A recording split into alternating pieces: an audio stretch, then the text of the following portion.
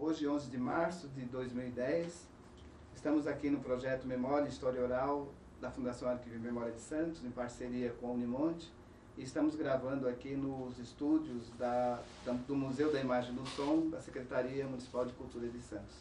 E vamos entrevistar hoje a senhora Cláudia Marangoni. Boa tarde. Boa tarde. Dona Cláudia, poderíamos começar a senhora falando dos seus pais, o que eles faziam, o seu nascimento, o quando? Sim, eu nasci há exatos 61 anos, dia 9 de março de 1949, na cidade de Campinas. Meu pai chamava Hermelino Antônio Petros Marangoni, faleceu quando eu tinha 14 anos, 1963. Minha mãe, Julieta Turato Marangoni, era dona de casa, faleceu há 5 anos já aqui na cidade de Santos.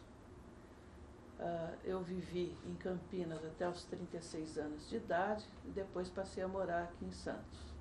Eu costumo dizer que a cegonha me entregou no lugar errado, bateu um vento contrário.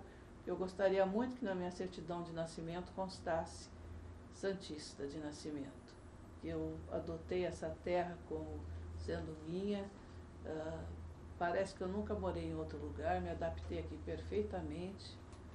Estou perfeitamente entrosada na vida da cidade e não penso em morar nunca mais em nenhum outro lugar a não ser aqui. Ana Cláudia, o que seus pais faziam? A senhora podia falar o que eles faziam, falar um pouquinho da sua infância em Campinas? Sim. Ainda? Meu pai era fiscal de obras da Prefeitura Municipal de Santos e minha mãe, como eu já falei, era uma dona de casa. Eu tive um casal de irmãos que eram gêmeos, nasceram quando eu tinha 4 anos de idade. Minha irmã faleceu logo no primeiro mês de nascimento, e meu irmão em 1980. Eu fui uma criança criada num bairro gostoso, num bairro onde as crianças, eu sou do tempo que a gente ainda brincava na rua, que no final da tarde os vizinhos sentavam na porta de casa para conversar, não existia um trânsito muito intenso naquela época, né? Para vocês terem uma ideia, a rua onde eu morava, que é a Avenida Júlio Prestes, lá em Campinas, que hoje a gente conhece como Norte-Sul, ela só foi asfaltada quando eu já tinha 25 anos de idade, aproximadamente. Então, a gente vivia uma vida bastante saudável, sem poluição. Eu fiz, naquela época, o ensino tinha uma outra denominação, né? A gente fazia curso primário no Instituto de Educação Carlos Gomes. Aí tinha um curso de admissão que a gente fazia para entrar no ginásio, né? E essa etapa eu pulei, entrei direto no ginásio, fiz os 4 anos lá de ginásio, e depois fiz o colegial lá em Campinas. E minha formação é só 2º grau, né? Vivi lá até os 36 anos de idade, eu trabalhei na Companhia Paulista de Força e Luz, fui a primeira mulher orçamentista da Companhia Paulista. Entrei lá como datilógrafa e uns 2 meses depois que eu estava lá, eu vi um anúncio no jornal que ia ter concurso para orçamentista. E eu fui me inscrever e me disseram que eu não podia porque eu era mulher. Isso em 1968, mais ou menos. Eu pedi que me mostrassem a lei onde dizia que mulher não poderia ser orçamentista. E não existia isso, né? Existia só um preconceito que não permitiu que a mulher se inscrevesse. Eu consegui ser a primeira mulher orçamentista da Companhia Paulista de Força e Luz na época. Foi onde eu conheci meu marido, nós estamos juntos há 41 anos, faz um pouquinho de tempo, né? Não temos filhos, ele tinha 2 filhos do primeiro casamento, são meus enteados, que são como se fossem meus filhos. Um hoje está com 47 anos, a menina está com 43. Tenho uma neta de 18 anos, a Natália, e um neto de 12, o Gustavo. E desde sempre a gente frequentava Santos, nos finais de semana e nas férias. Até que um dia, por questões de saúde, meu marido infartou, então nós passamos a morar aqui em Santos por recomendação médica, isso no ano de 1986. Só um minutinho. Antes da gente chegar em Santos, quero continuar lá ainda na parte da infância. Da infância. Eu queria que a senhora falasse um pouco lá das brincadeiras, quais eram, quando a senhora entrou na escola, no primário, né, que era chamado, como que foi? Vamos fixar um pouquinho nessa parte de infância, adolescência, antes. Quando eu entrei no primário, naquela época as classes eram separadas, né? Classe masculina, classe feminina. E eu sempre gostei de estudar. Eu estudava, não me recordo agora o nome da escola, onde eu entrei logo no comecinho, era uma escola municipal, ficava em frente ao prédio da prefeitura lá de Santos, o prédio antigo, né? E depois eu fui para o Instituto de Educação Carlos Gomes. Mas eu sempre fui uma pessoa bastante extrovertida, sempre tive facilidade de fazer amizade com as pessoas. E acho que eu tive uma infância assim bastante feliz. Naquela época a gente estudava só 4 horas por dia, né? E depois a gente ia para as bibliotecas fazer pesquisa, nós tínhamos grupos de estudos, né? Dos colegas de classe. Depois eu passei para essa escola maior, que era o Instituto de Educação Carlos Gomes. Também foi uma época bastante feliz da minha vida, né? Que foi o tempo que meu pai ainda era vivo. E quando a gente chegava em casa, nós depois fazia a lição de casa, que era uma condição para que depois a gente pudesse brincar, né? Nós nos reunimos, toda a criançada da rua, para brincar. Então, não existia assim, brincadeira aí, né? Nessa etapa não existia brincadeira de casinha, brincadeira de menina, brincadeira de menino. Todo mundo brincava junto. E eu fui um pouco moleque, né? Porque eu fui uma menina de subir em árvore, de andar de carrinho de rolemã. A gente fazia pipas, né? Papagaio, fazia balão, soltava naquela época, podia soltar balão ainda, né? E como a minha casa era um pouquinho maior que as outras, e meu pai gostava de ter movimentação dentro de casa, porque minha casa sempre estava cheia, a criançada ia toda lá para casa. E minha mãe também gostava de cozinhar, de fazer bolo, fazer doce, fazer salgados e tal. E a criançada ia toda lá para casa, né? Então, aquilo era uma festa todos os dias. E de noite, o que a gente fazia? A gente fazia os famosos bailinhos, né? Isso desde quando eu tinha 8, 10 anos de idade, né? Estava até olhando aqui as vitrolas que existem aqui no MIS, né? E estava vendo coisas que tinha na minha infância, né? Vitrolas, sonata, né? Aquelas vitrolas de plástico. E a gente fazia os bailinhos dentro de casa à noite. Meu pai sempre foi uma pessoa muito alegre, muito mais festeira do que minha mãe, inclusive, né?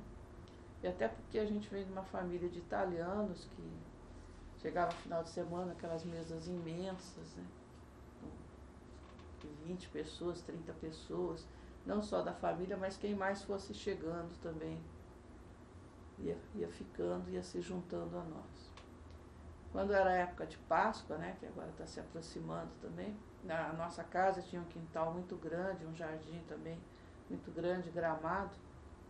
Meu pai escondia uma centena de ovinhos de vários tamanhos, de ovos de Páscoa, por todo o gramado da casa. E quando amanhecia o dia de Páscoa, a criançada saía procurando, né, a gente saía de sacola, juntando os ovos, enfim.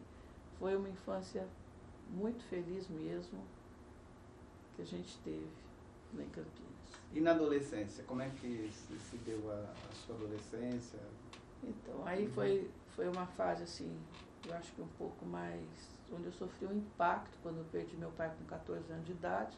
Foi justamente no dia seguinte que eu estava me formando no ginásio. E aí eu fiquei meio sem chão. Era eu, meu irmão de 10 anos, minha mãe então na época tinha 39 anos. Aí eu fui estudar à noite, fui trabalhar de dia. Meu primeiro emprego foi numa ótica, chamava Ótica Especialista. Já meu pai morreu em dezembro, em abril eu comecei a trabalhar. Na época acho que todos nós ficamos meio desnorteados e eu, nova ainda com 15 anos, passei a ser praticamente a chefe da família. Mas mesmo assim, a gente ainda encontrava tempo para diversão. Trabalhava de dia, estudava de noite, mas sábado e domingo não deixava de ir para bailes. Eu sempre gostei muito de dançar, então a gente ia para bailes, festinhas, enfim. Eu acho que mesmo tendo já sofrido essa perda, que para mim, durante muitos anos, foi muito difícil de superar, de qualquer maneira, eu acho que era uma vida boa, era uma vida feliz, embora tivesse essa perda bastante significativa na minha vida. Como que foi? A senhora falou agora que seu primeiro trabalho foi com 15 anos. Como é que é ser mulher num tempo ainda e trabalhando, ir para o mercado de trabalho numa época que havia ainda um certo preconceito? A senhora sentiu isso ou não? Não, senti, lógico. Em várias fases da minha vida eu senti isso. Quando eu fui procurar esse emprego, eu disputei o lugar com vários homens que estavam lá. E por eu ser menor de idade, inclusive, meu primeiro emprego eu ganhava meio salário mínimo. Só que meio salário mínimo naquela época era bem mais rentável do que hoje. Eu lembro que meu primeiro salário eu comprei uma bota de couro e comprei um casaco para o meu irmão, que hoje com meio salário mínimo você não compra um sapato bom de couro, quanto mais uma bota, né? E então foi sempre assim. Depois dessa ótica eu passei para a Companhia Paulista de Força e Luz, onde também tive que enfrentar uma certa resistência, não queriam aceitar minha inscrição para ser orçamentista. E eu acho que como mulher, né, mesmo hoje ainda existe em escala bem menor, lógico, né? Mas eu acho que sempre existiu o preconceito contra a mulher. Na época também, contra a menor de idade, né? A gente fazia um trabalho igual o que fazia o maior de idade, mas ganhava metade. Hoje em dia o menor nem pode trabalhar, né? É preferível ele ficar aí pela rua, né? Se drogando, sendo aviãozinho, do que estar trabalhando, contribuindo para o sustento da família, inclusive. Mas eu acho que aos poucos a gente vai vencendo barreiras, né? Há pouco a senhora falou que gostava de estudar. Teve algum livro, alguma, né, nesse período ainda que tenha marcado a senhora?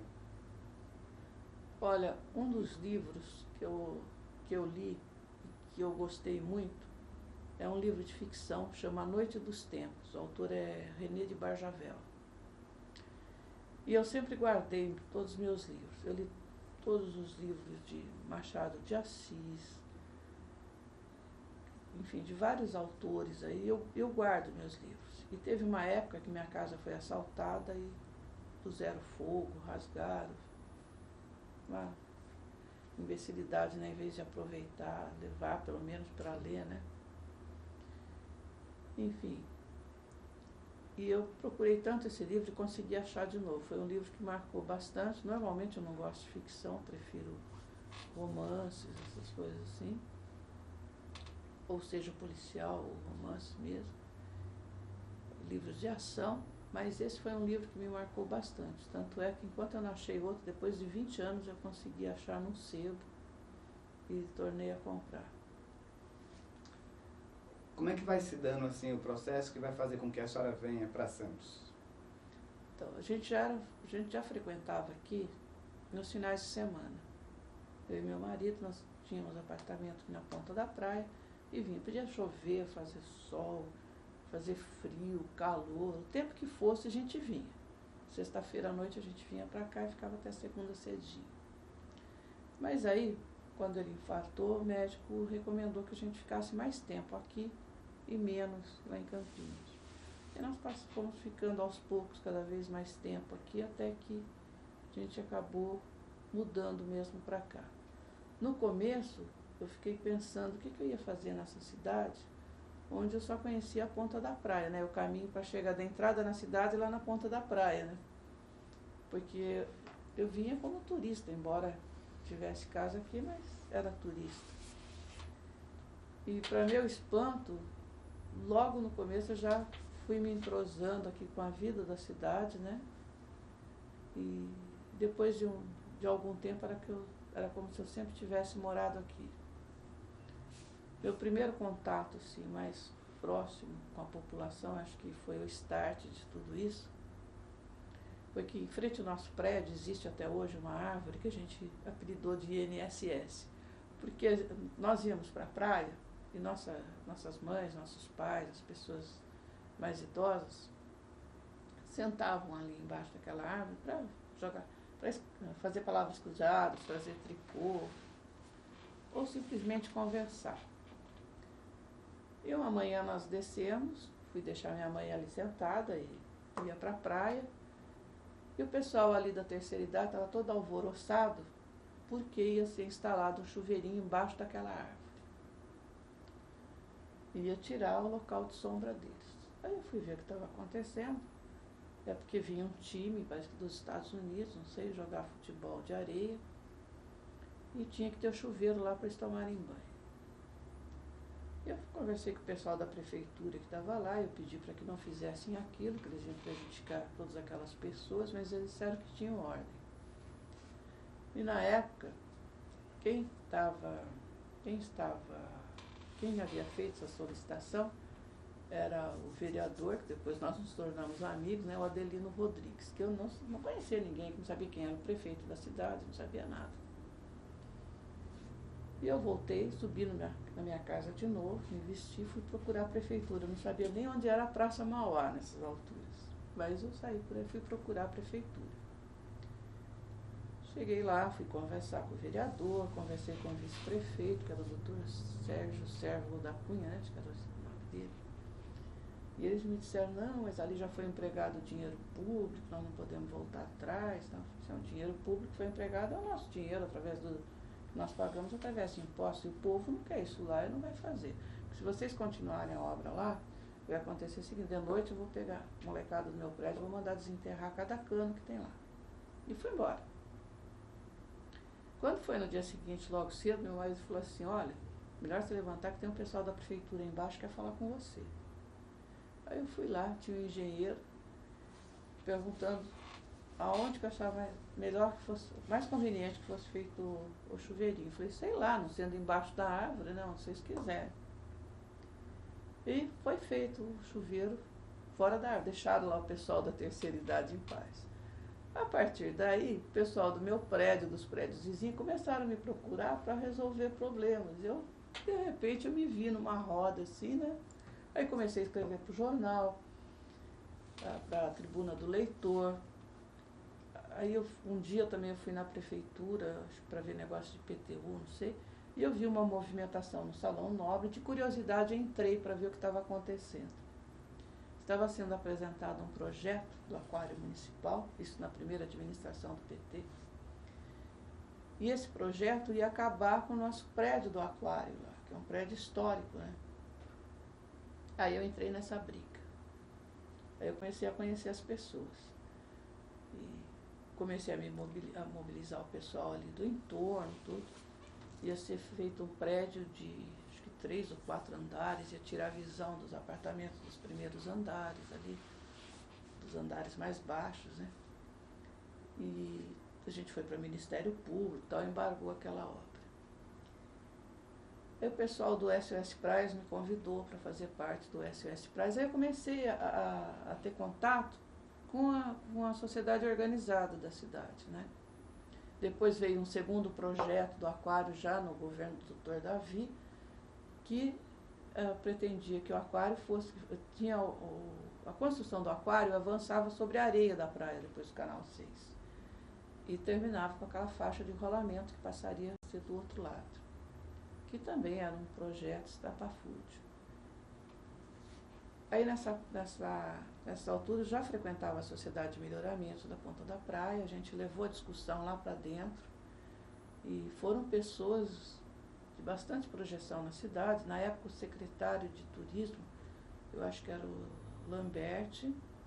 Então nós tivemos lá o doutor Aníbal Martins Clemente, o empresário Omar Laíno, a dona Candinha Ribeiro de Mendonça, pessoas que também se posicionavam contra aquele tipo de construção. Nós temos uma ata registrada em cartório dessa reunião. Foi uma reunião, uma assembleia histórica isso, né?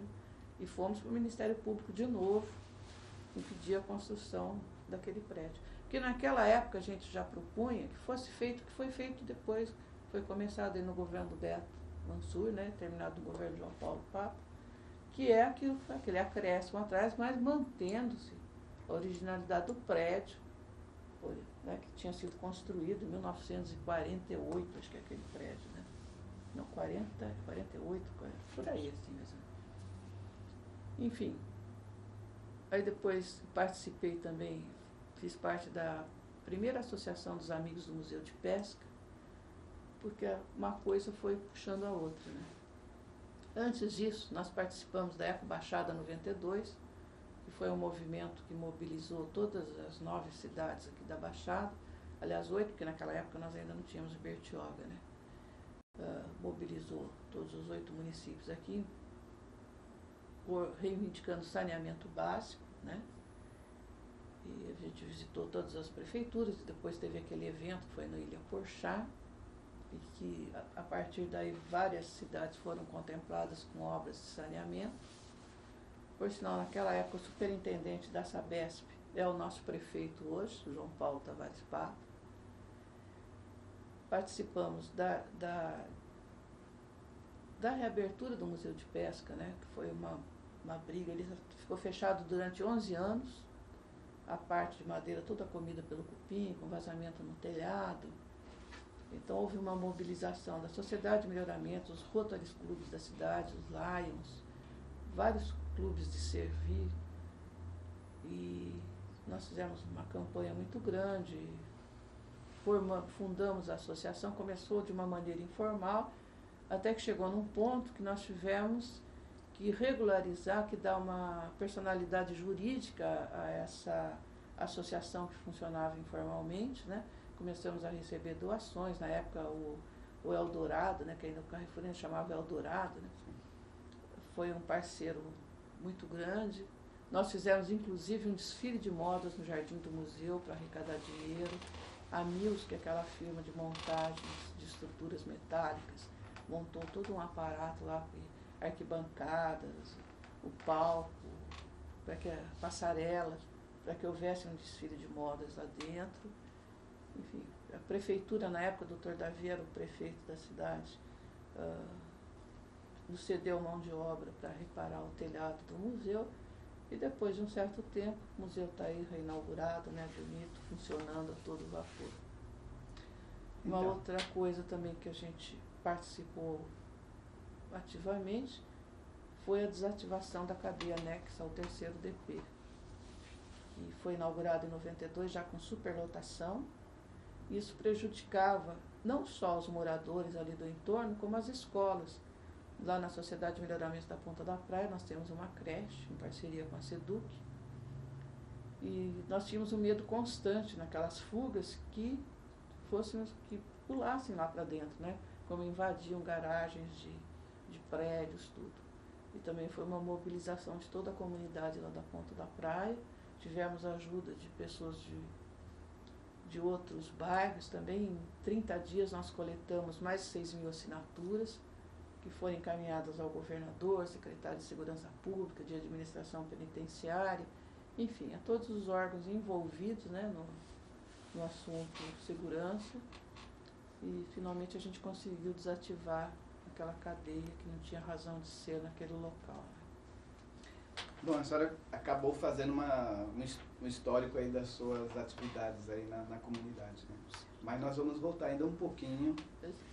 E seria bom a senhora falar um pouquinho assim, do seu primeiro contato com a cidade de Santos, como que a senhora viu a cidade logo que a senhora chegou aqui, como que era a Ponta da Praia, que foi o bairro que a senhora falou que a senhora morou e continua morando. Essas duas coisas nesse primeiro momento. Eu comecei a frequentar mais Santos, eu vim pela primeira vez quando eu era criança, com 3, 4 anos, né? Mas são lembranças muito vagas. O que eu comecei a frequentar mesmo regularmente foi no ano de 1973, que nós passamos a ter apartamento na Ponta da Praia, passamos a frequentar. Naquela época, a Ponta da Praia já era um bairro bastante privilegiado, mas ainda faltava muita coisa, né? Depois, acho que veio uma urbanização mais efetiva ali para o bairro, ele foi cada vez mais sendo dotado de infraestrutura, o comércio ali se ampliando, as linhas de ônibus, né, o transporte urbano, e foi cada vez mais solidificando a vocação turística do bairro, né? Depois vieram a construção dos piers, as reformas ali da Ponte dos Práticos, né? E mais recentemente passou por uma outra reforma, os restaurantes que foram abrindo. Enfim, eu acho que é um bairro que sofreu grandes transformações, né? Grandes transformações físicas, e que atrai uma população cada vez maior que busca qualidade de vida. É um local que, embora a gente esteja numa cidade dentro de uma região metropolitana, ainda a gente tem muita tranquilidade para viver nele, embora nós tenhamos os clubes que depois passaram a ter problemas de ficarem ali abandonados, de ter invasão, guardadores de carro, que são uma preocupação constante, mas acho que de uma maneira geral a Ponta da Praia ainda é um dos melhores bairros da cidade para você viver, né? Sem dúvida alguma, a gente acredita nisso. E é um bairro muito bonito, né? Não é por ser o bairro que eu moro, mas é um bairro lindo. Eu acho que encanta todo mundo que vem para cá, né? Mesmo os não moradores, acho que encanta todos os turistas, as pessoas se deslumbram. E eu acho que cada vez mais, às vezes a gente tem reuniões assim, ó, o que está faltando na Ponta da Praia? Fica até difícil você achar alguma coisa que esteja faltando ali para completar o nosso bairro, né? Eu acho que uma coisa ruim que nós temos ali ainda é a Rua do Peixe, que até hoje a gente não conseguiu tirar dali. Embora exista uma ação desde 1995, da Escola Senai, junto com a Sociedade de Melhoramentos, a União Cívica, que até já deixou de existir, mas que na época entrou nessa briga, o Movimento Desperta Santos, que a gente fundou lá no governo do PT para alertar a população, né, dos desmandos que estavam acontecendo na cidade. Enfim, nós entramos com uma ação quando a rua começou a ser instalada. E até hoje ela continua lá, embora já exista sentença judicial para que ela saia de lá, né? Que ela não pode mais permanecer ali. Mas ainda estão prefeituras que ainda estão negociando com o pessoal ali, com os comerciantes, para ver para onde eles vão ser levados. Porque aquela rua é uma aberração dentro do bairro. Porque o mercado de peixe, quando ele foi inaugurado por volta de 1980, ele já foi construído porque nós tínhamos ambulantes que vendiam pescado na calçada, na mureta ali da Ponta da Praia, sem nenhuma higiene, sem nenhuma regulamentação, nada. Então, na época, foi construído o mercado de peixe, e aqueles comerciantes ali do peixe, eles receberam os boxes ali. Só que quando o comércio se solidificou ali, o que eles fizeram? Eles venderam os boxes e voltaram a vender pescado no meio da rua, nas calçadas. E aí fizeram de novo outro espaço para eles. E se for assim, nunca vai ter fim, né? Sempre vai ter gente que vai vender o box e volta para a rua. Enfim. Há pouco a senhora citou uma série de entidades e movimentos das quais a senhora participou. A senhora citaria mais algum? O MAF, Movimento de Arregimentação Feminina, também participei como primeira secretária lá durante algum tempo. O SOS Praias, que eu já mencionei. A Associação dos Amigos do Museu de Pesca, a SOABOM, Sociedade de Amigos do Bombeiro, fui vice-presidente lá por 2 mandatos. Enfim, mas aí você começa a acumular muita coisa e chega um momento que você tem que escolher. Depois, quando eu assumi o COMEB, que é o Conselho Municipal das Entidades de Bairros de Santos, em 1998, isso demanda um trabalho bastante grande, e hoje nós temos cerca de 57 entidades de bairros cadastradas nesse conselho. Então, mais a Sociedade de Melhoramento da Ponta da Praia, aí você tem que realmente abdicar das outras coisas, porque fica meio impossível você ter tempo para tudo, né? E eu não gosto de entrar pela metade nas coisas, né? Ou eu participo, ou eu estou fora, porque só para ter o nome ali, dizer que eu faço parte, isso foge do meu temperamento.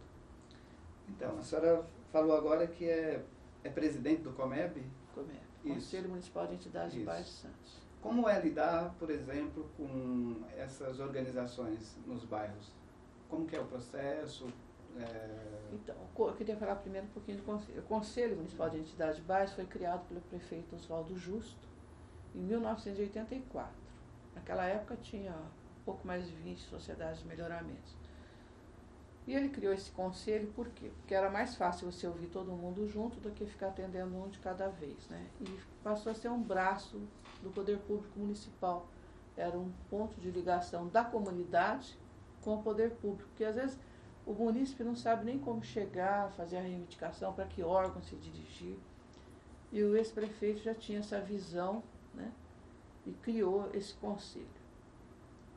Depois, durante duas administrações aí que sucederam esse prefeito Oswaldo Justo, houve uma tentativa de esvaziamento desse conselho e das próprias sociedades de melhoramento, né? Foram deixadas de lado. Depois, a partir de 1997, houve um novo fôlego nesse conselho. Em 98 nós fomos eleitos lá, estamos lá até hoje. Nós trabalhamos com pessoas das mais diferentes classes sociais, culturais, econômicas, né? Quando eu comecei em 1998, a gente estava numa reunião lá no Jardim Rádio Clube, no Clube de Bote, e eu tentava desesperadamente anotar umas coisas e eu não conseguia, porque o povo falava assim, porque na viela tal, porque na passarela, não sei o quê, porque no beco. E a favela, o tipo de favela que eu conhecia lá em Campinas era diferente daqui, porque lá nós não temos mangue, não tem o dique, não tem, né? E eu não estava entendendo nada. Aí eu pedi para parar meia hora a reunião e peguei os moradores ali e pedi para esse povo me mostrar o que era aquilo. Porque eu não podia estar trabalhando numa coisa que eu não entendia, né? E foi quando eu passei a conhecer essa realidade. Depois a gente passou a conhecer os morros, enfim, hoje eu posso dizer que eu conheço todos os cantos da cidade, inclusive a área continental. Mais recentemente foi fundada uma sociedade lá no Vale do Quilombo, que já é mais próximo a Cubatão, mas é a área de Santos ainda. E aí é um universo muito rico de trabalho, porque você deixa de ficar ali só no seu mundinho da orla e passa a conhecer a vida no morro, você passa a conhecer a vida na favela, que agora você não chama mais de favela, das comunidades, né? No dique, você entra em cada beco, você vê a dificuldade que essas pessoas têm para viver, para morar, para trabalhar, para se alimentar, enfim. Você passa a ter uma outra visão da vida, uma outra visão da cidade, né? E eu acho que é uma experiência muito enriquecedora para mim. Eu gosto do que eu faço. De todas essas 57 sociedades de bairros, todas funcionam? Todas funcionam. Essas 57 são as que estão regularmente cadastradas no conselho. O que é isso? Quando a gente assumiu, a grande maioria funcionava de uma maneira informal, né? Só que cada vez mais é exigido a formalização dessas entidades, a regulamentação dessas entidades. E aí a gente procurou fazer com que todas se regularizassem. O que significa estar regularizado? Ter ata de fundação, estar sempre com o mandato em ordem, com a ata de eleição e posse feita, ter o estatuto de acordo com o Código Civil, ter CNPJ, estar cadastrado no Cadastro Nacional de Pessoas Jurídicas, fazer imposto de renda, porque elas acostumaram a trabalhar de uma maneira muito informal. Só que chegou num ponto da vida, com a evolução que foi tendo, não dá mais para trabalhar dessa forma. No começo, a gente encontrou bastante resistência quando nós tentamos formalizar isso. Principalmente aquelas pessoas mais antigas, né? Nós temos a primeira Sociedade de Melhoramento, foi fundada em 1952, que é da Vila São Bento, é a mais antiga que nós temos. As pessoas falavam assim, mas sempre funcionou assim, por que agora tem que mudar? E agora há pouco a gente estava falando de preconceito, inclusive a minha primeira eleição no Comeb, eu também sofri um preconceito. Então nós tínhamos aqueles presidentes assim, e o preconceito veio mais assim do pessoal lá do norte, né? Nós temos vários nordestinos, então eles chegavam e falavam assim, olha, a gente gosta muito de você como colega nosso, presidente de Sociedade de Melhoramentos e tal, mas uma mulher, presidente do conselho, acho que não vai dar certo. E eu acabei sendo eleita com 70 e poucos % dos votos. E uma coisa que foi muito gratificante para mim foi que esse mesmo grupo de 4 ou 5 pessoas que me diziam isso, um dia eles chegaram lá no Comeb e falaram assim, olha, a gente pode conversar com você? Eu falei, claro, eu estou aqui para isso, né? sabe o que é? A gente falou isso assim para você lá atrás, mas nós viemos aqui reconhecer que nós estamos errados. Você é igual a qualquer um de nós. Assim, acho que foi uma coisa assim tão bonita, né? Que eram pessoas já de uma idade um pouco mais avançada e tal. Eu acho que deve ter sido até difícil para eles admitirem isso, né? Que não tem diferença de sexo, de idade, de cor, de raça, sei lá eu. Mas foi uma outra alegria muito grande que eu tive também nesse meu trabalho com as entidades de bairros, o reconhecimento dessas pessoas. Desse trabalho que a senhora vem fazendo nos bairros, e evidentemente a senhora vem adquirir uma visão assim, mais global do que a cidade. De todos os bairros, quais os que teriam mais problemas nesse momento que a cidade passa aí por um processo de crescimento e de desenvolvimento? Olha, eu acho que o mais problemático, mesmo onde eu vejo uma população muito mais sofrida, é o dique da Vila Gilda e é o Caminho da União, que é um pedaço do Jardim São Manuel. São, acho que, as áreas piores de habitação que nós temos. São moradias totalmente inadequadas, são áreas de avanço, né? Inclusive ali no Caminho da União, se você for lá, você vai ver que eles aterraram uma parte imensa do mangue ali. Cada vez que você vai, você vê que o aterro cresceu mais, pela necessidade desesperada de ter onde morar. E, enfim, eu acho que isso é uma coisa que nunca vai acabar, enquanto existir a hipocrisia da igreja, de que não se pode fazer controle de natalidade, não da forma que é feito, não adianta. Eu acho que enquanto não houver vasectomia, laqueadura, gratuita para toda a população, esse problema não vai acabar nunca. Porque normalmente nesses lugares, as famílias têm no mínimo 6 filhos. Normal ter 8, 10, e tem famílias com 20 filhos. Isso não vai acabar nunca, nunca vai ter creche suficiente para todo mundo, nunca vai ter escola, nunca vai ter emprego, nada. Enquanto a população crescer dessa maneira assustadora, e ela cresce dessa maneira nas classes bem menos favorecidas, nós nunca vamos ter uma melhor qualidade de vida para essas pessoas. Você pode construir quantas casas você quiser, pode dar quantas cestas básicas você quiser, que isso nunca vai acabar. Felizmente, o governo federal anunciou que laqueadura e vasectomia é gratuita pelo Sistema Único de Saúde, só que tenta fazer para ver se alguém consegue lá. Não faz. A senhora poderia falar assim, um pouquinho dos objetivos gerais do Comeb, na atuação dentro da cidade? Então, é justamente dar suporte para essas entidades, né, e servir de ligação entre a comunidade e o poder público. Na parte de suporte, desde fazer um simples ofício, até ajudá-los a realizar eventos, essas coisas assim. Porque nós temos entidades, infelizmente, menos da metade, que tem uma estrutura boa, se não tem computador, uso do presidente, tem pessoas capacitadas para fazer as coisas. Mas nós temos outros, pessoal mais simples, eles não têm nenhuma máquina de escrever antiga para redigir um ofício, fazer um pedido, protocolar. Então nós damos todo esse tipo de assistência, indicamos o caminho que tem que ser seguido, não só a nível municipal, né, mas nas outras esferas de governo também. Isso é um trabalho nosso. E qual a relação da senhora como presidente, com Câmara, com prefeito? Como é que se dá essa... Com o poder público municipal, com o executivo, a relação é excelente. Não só com o prefeito, como com secretários, chefes de departamento. Vereadores, nem todos, porque infelizmente o vereador ainda não vê o presidente de Sociedade de Melhoramento, não só o presidente, a diretoria da Sociedade de Melhoramento, como um aliado, né? Eles nos veem, às vezes, alguns deles, numa visão bastante equivocada, como um inimigo, como um concorrente. Então, uma revolta muito grande que os presidentes têm, às vezes você entra com um pedido, protocola um pedido de uma determinada melhoria e fica ali 2, 3 anos para acontecer.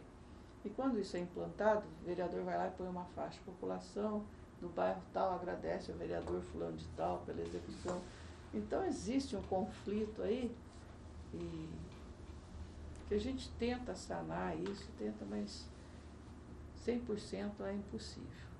Nós temos vereadores que estão bastante próximos a nós, inclusive nós temos um colega nosso que é vereador, que é o Manuel Constantino, né? Mas alguns ainda têm uma visão equivocada da sociedade de melhoramento. Eu gostaria que a senhora falasse também um pouquinho da sua atuação no MAF, que é uma organização que a gente sabe feminina, que tem uma presença na cidade. Então, o MAF ele tem um atendimento mais na área social, né, e na área cívica, né. E lá, eu acho que eu não poderia desenvolver tanto quanto eu faço na Sociedade de Melhoramento da Ponta da Praia, no Comeb. Lá já é uma outra área de trabalho, que eu fiquei lá, fui convidada para lá, fiz vários amigos lá dentro, mas que chegou no momento que eu tinha que optar, ou ficar lá, ou ir para a Sociedade de Melhoramento e tal. E eu fiz essa opção, como eu falei para você, a gente participou de várias coisas, mas chegou uma hora que não dava mais para a gente estar presente em tudo da maneira como eu acho que você tem que estar, né? Ou você pode estar sempre que se fizer necessário, ou você sai e deixa o lugar para outra pessoa participar. A senhora poderia falar também do SOS Praias, que foi outro movimento também que teve uma visibilidade forte na cidade? Então, o SOS Praias, nós trabalhamos lá, mas foi na época mesmo da Eco Baixado, fiquei lá por 2 anos. E depois, quando eu fui para a Sociedade de Melhoramento da Ponta da Praia, na época nós pegamos a Sociedade de Melhoramento numa situação bastante difícil, com contas de água e luz atrasado, cortado, déficit de alimentação, enfim, estava vindo de uma administração um tanto desastrosa e houve necessidade de uma dedicação em tempo praticamente integral. Então a gente fez essa opção, foi também quando a gente começou a mexer com a Rua do Peixe, depois na sequência veio o Museu de Pesca e a gente acabou saindo, foi uma atuação maior mesmo na época da Eco Baixada, que foi onde nós fizemos visita para todos os prefeitos da região, elaboramos a carta que foi endereçada na época ao governador Fleury, né, que era o governador da época. Mas foi um trabalho também que eu acho que toda entidade que você passa, você adquire algum conhecimento, né?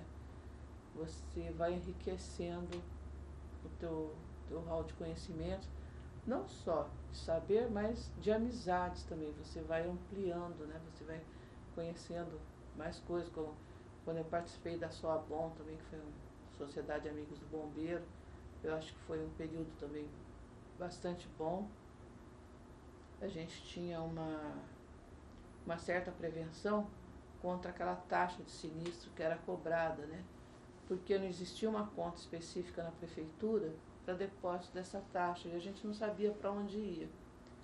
Tanto é que quando o Beto assumiu, o secretário de Finanças era o Rodolfo Amaral, foi quando eu comecei na SOABOM, nós tivemos uma reunião com o então secretário de Finanças e eu disse para ele que eu não confiava na cobrança dessa taxa, porque essa taxa ia ficar perdida, ninguém sabia para onde ia. E ele me garantiu que naquela administração que estava se iniciando, em 1997, que iria existir uma conta específica de recolhimento disso. E para nós foi muito gratificante, e depois eu dei minha palmatória e publicamente pedi desculpas ao prefeito na época, o Beto, quando foi inaugurado o posto de bombeiro lá da Ponta da Praia, atrás do 6º Batalhão. Porque a gente estava reivindicando uma área lá na Avenida Mário Covas para colocar o posto de bombeiro, né, da nossa região lá. E cada vez que a gente ia finalizar uma tratativa com a CODESP, mudava o presidente da CODESP, começava tudo de novo, e a gente não conseguia finalizar. E a gente não queria pôr ali atrás do 6º Batalhão, porque são ruas estreitas, e na hora que a população precisa do atendimento, a ambulância, seja o resgate, ou seja o caminhão-tanque ali, ele tem que sair voando, né? por causa das ruas estreitas, a gente achava que não deveria ser ali. Mas como não tinha outra opção, já existia essa taxa, então foi quando a gente deu uma palmatória, foi inaugurado o posto de bombeiro, ali foi reformado da Zona Noroeste, ali em frente ao hospital da Zona Noroeste, foram compradas viaturas, equipamentos de primeiros socorros, enfim. Foi uma coisa que eu achei sensacional, né? Infelizmente, a grande parte da população, a partir do momento que deixou de ser obrigatória essa contribuição, que foi declarada inconstitucional, né, obrigatoriedade, a população deixou de contribuir. E é uma pena que eles não tenham entendimento que, embora seja uma obrigação do governo do Estado, mas é uma coisa que qualquer um de nós está sujeito a precisar, né? E eu, infelizmente, já precisei para minha mãe do resgate e chegar em casa em menos de 3 minutos, como chego, né, em todos os locais onde é preciso. Então, infelizmente, a população não entende que é tão pouco, 10, 15 reais por ano aí que você contribui e que vai ajudar a salvar vidas, né? E ter um bombeiro equipado com o que existe de mais moderno, né? Para pronto atendimento e para atuar, né? Na hora de maior necessidade. Bom, vindo um pouquinho para o tempo já mais, né, nosso tempo aqui mais perto, tem uma discussão que envolve lá o seu bairro, lá a Ponte da Praia, que é agora a construção da ponte ligando Santos ao Guarujá. Como que a senhora ou a Sociedade Melhoramento estão participando, estão vendo a possibilidade da construção dessa ponte? Bom, eu acho que alguma coisa tem que ser feita, ou seja ponte, ou seja túnel, tem que ser feito, porque não é mais possível você conviver com aquelas filas extensas, né? Principalmente em época de temporada, finais de semana, feriados prolongados. Agora, eu acredito que vai ser feito, tem tantos estudos, tantos projetos já foram discutidos, agora ontem o governador José Serra apresentou aí uma nova maquete aí, eu acho que ainda está sujeito a modificações. Eu acho que a parte técnica da coisa, né, é quem entende do assunto que vai ter que discutir. Nós, como população, achamos bem-vindo, ou seja, a ponte, ou seja, túnel, é bem-vindo. A única coisa que tem que ser minimizado o impacto, né, nos bairros onde ela vai atingir.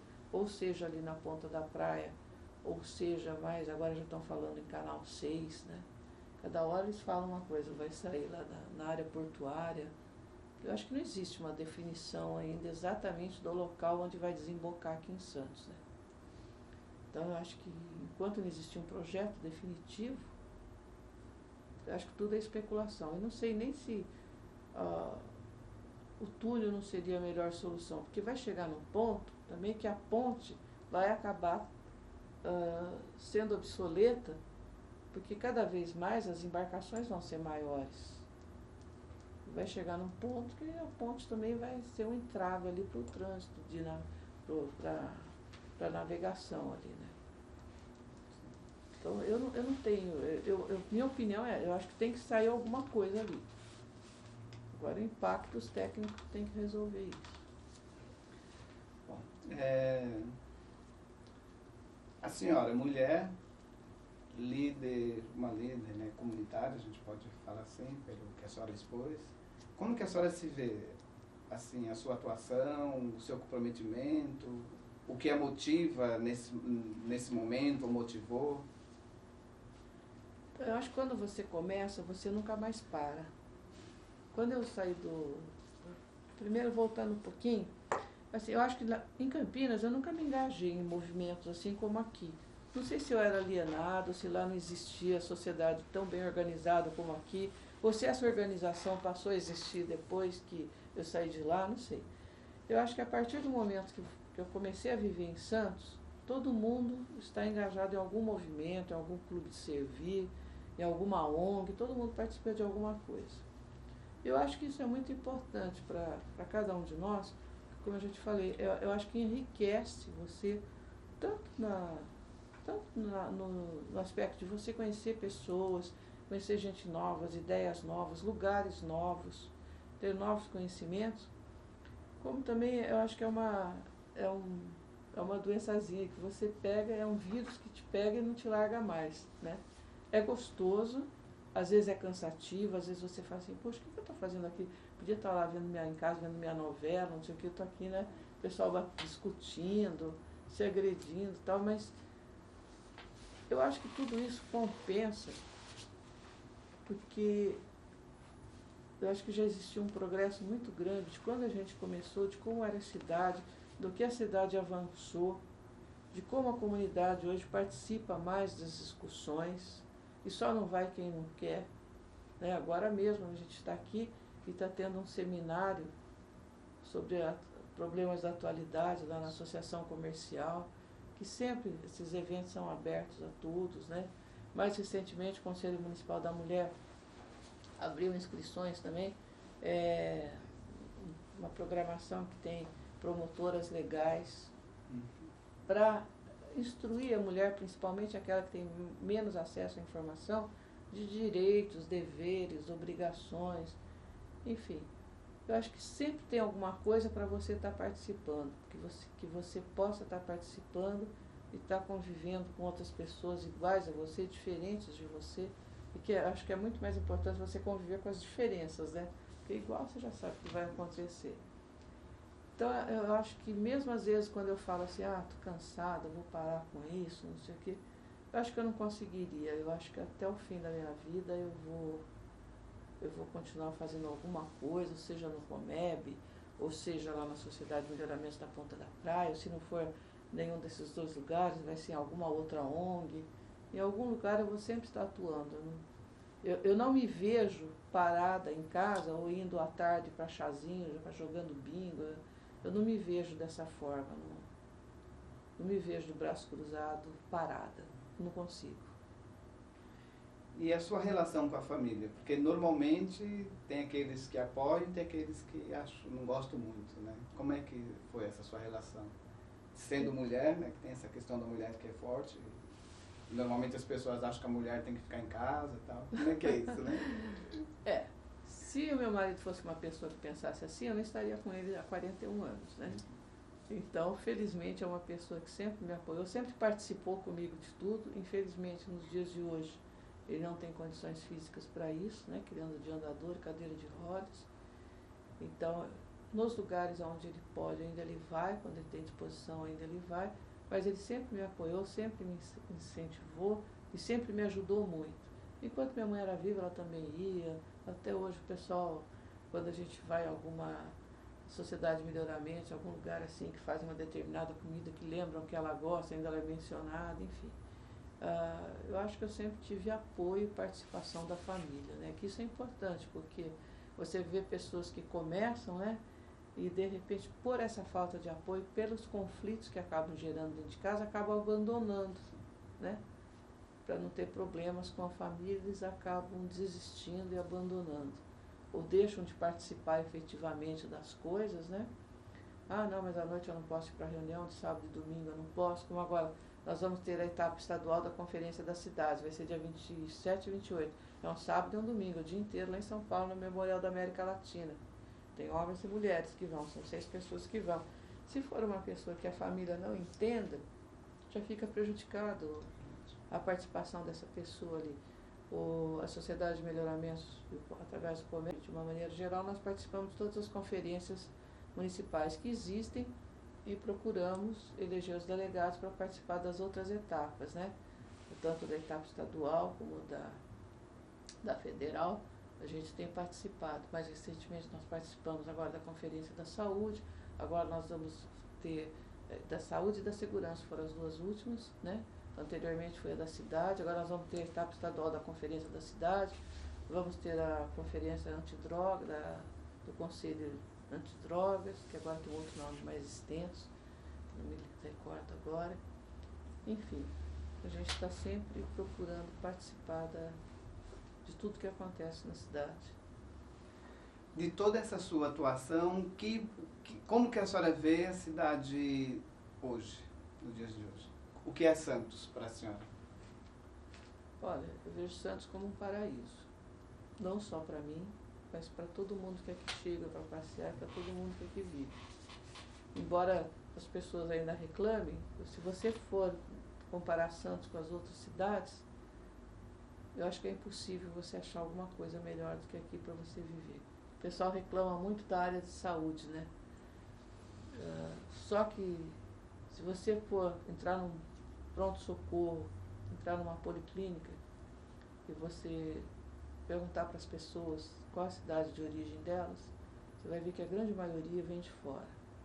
Então, às vezes nós não temos um atendimento tão rápido e eficaz como seria desejável na saúde, nas escolas, tudo por quê? Porque nós atendemos não só a população santista, nós abrigamos também a população das outras cidades do entorno, né? Porque tem prefeituras que preferem investir em veículos para trazer os doentes para cá do que investir propriamente na área de saúde, né? Eles investem em transporte, saúde não, né? Então eu acho que Santos, acho que o santista de uma maneira geral ainda não acordou para isso. Que Santos é uma cidade muito boa. O que nós temos de deficiência é pelo excesso de contingente que a gente atende, não só de pessoas das outras cidades, mas também quando chega a época de temporada, finais de semana, o excedente da população. E aí não há segurança que dê conta, não há saúde que dê conta, não há transporte que dê conta, trânsito que dê conta. Porque eu acho que a cidade ela é preparada, ela é feita pelo seu número de habitantes, né? Infelizmente, ela não é preparada para o excedente todo, né? Ela é feita, ela é dimensionada pelos habitantes que ela tem. Eu acredito que se nós tivéssemos um dimensionamento maior, nós não teríamos esse problema. Mas aí também eu acho que falta Santos ser ressarcida das suas despesas, tanto na área de saúde, né? Você vê, saiu uma reportagem agora há poucos dias aí, de que é um dos menores índices de recebimento per capita do governo de repasse do governo federal na área de saúde é Santos. E esse índice é feito pelo número de moradores, né? Ana Cláudia, tem alguma coisa que a senhora gostaria mais de falar? E aí a senhora poderia, né, não sei se a senhora esqueceu de falar alguma coisa importante que a senhora queira, que a gente não perguntou e que a senhora já queira citar. E aí poderíamos ir para as considerações finais. Não, eu acho que de uma maneira geral eu já falei, já contei tudo da minha vida. A senhora quer fazer alguma consideração final, no encerramento? Não, eu fico muito contente de ter sido convidada para participar, me sinto honrada, né? Não sei se sou merecedora disso, de fazer parte desse rol de pessoas privilegiadas aqui que estão sendo entrevistadas, mas eu fico feliz de estar aqui e, como eu falei para vocês no começo, que a cegonha me entregou no lugar errado, eu ainda sonho um dia ter o título de cidadã santista. É uma coisa, é uma vaidade, não sei se pode ser chamada de vaidade, mas é um sentimento que eu tenho, é um desejo que eu tenho de ter o título de cidadã santista. Nós agradecemos a dona Cláudia Marangoni e quem fez essa entrevista foi o historiador José Dionísio de Almeida. Muito obrigado.